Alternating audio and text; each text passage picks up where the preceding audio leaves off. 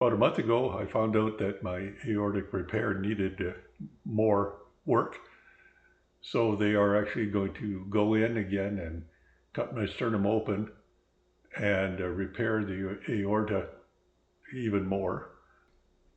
As part of that procedure, they have made an incision here and did a transposition of my subclavian artery to my carotid artery.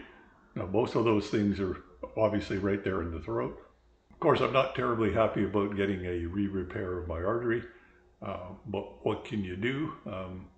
That's life. At least I hope it's life. That's the way it turns out.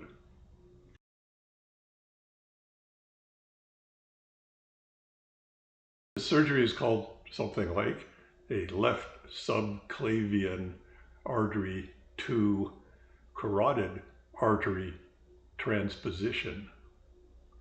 In other words, they're basically cutting out a piece and repositioning it so that it feeds my carotid arteries that go up to my head.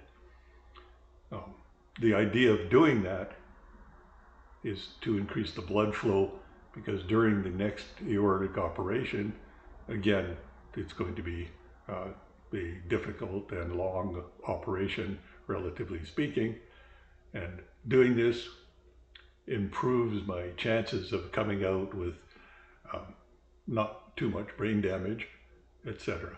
So the operation here occurred April 1st, and it is now April 4th. So as you can see, I'm standing and moving around. This took about 3 days in the hospital. My left arm is fine, relatively speaking. I don't feel anything terrible going on. It seems to be holding together properly. Motion, it's not numb or anything like that. And there's no aches or pains at this point. I can move pretty good. Apparently there's enough redundancy in the blood flow to my left arm that will be okay. The additional work in my aorta is likely to occur, say, within a month from now. It is now April 5th, 2026.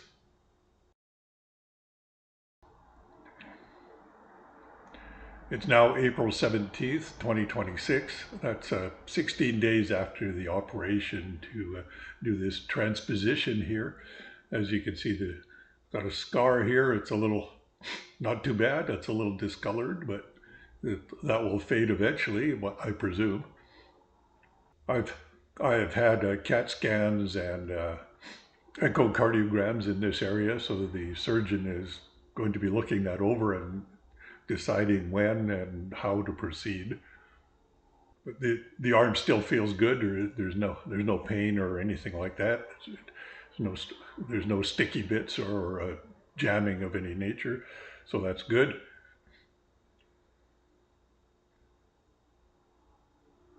I am still awaiting details on when the major surgery is going to occur. So far, that's not scheduled.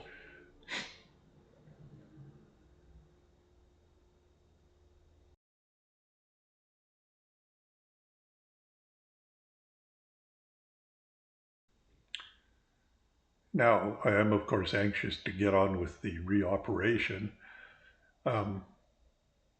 With that, you might think that I am ungrateful and sort of annoyed that I have to go through this again, which I did last year in May. But look at it in a different way. Basically, I've had 10 months of good life, as it were. During that time, one of my sisters, Michelle, was dying of dementia. I was able to take her for walks in the mornings and then go for lunch, sort of just helping her with her end of life, and of course helping the family. I got two other sisters and a brother, and so we were able to do a lot of good stuff. I mean, I can't play football and things like that, but I can, in fact, go to the beach and go to the lake and play golf up to the point. So So things aren't terribly bad in that sense. And so I'm almost 72 years old now. So I don't expect, with luck, I might get 10 more years of life, a good life. Uh, well, with luck, I get 50 more years of good life, but 10 is sort of the statistical average of how much longer I'm going to live. So even with this repair, if I can get to that, that would be a good thing. So I don't feel terrible about having to redo this. I do want to get on with it. I mean, when I say redo, that doesn't actually mean they're going to redo the same thing they did again. They have to kind of extend, not to get into the technical details, but some part of my aorta has been replaced and worked, and now more of it has to be replaced and reworked even in a more complicated way. But I've been through this experience before.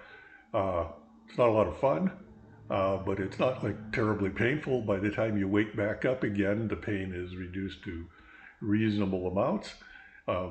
Certainly is not fun to be in the hospital, unable to move very well or do much.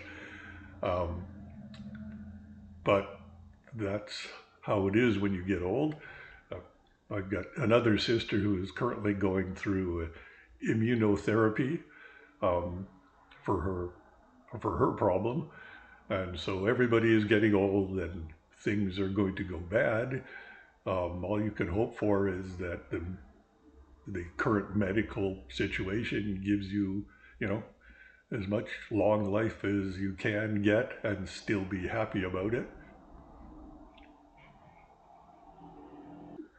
Statistically, on average, this type of open surgery carries about a 10% risk of death or bad outcomes, strokes and paralysis and things like that. But I guess not doing anything carries a higher risk, or at least it has an estimated higher risk if you don't do anything.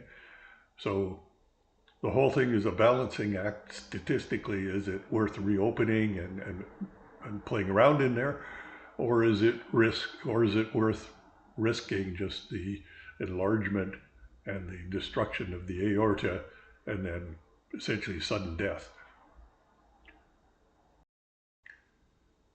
Of course, this channel is supposed to be videos about seismic unix, which I haven't actually made one of those in, I don't know, a year and a half. I hope to get back to making some more of them. I will, of course, be putting out another video after the operation is completed. So if these videos suddenly stop, I guess you can figure out what the problem was.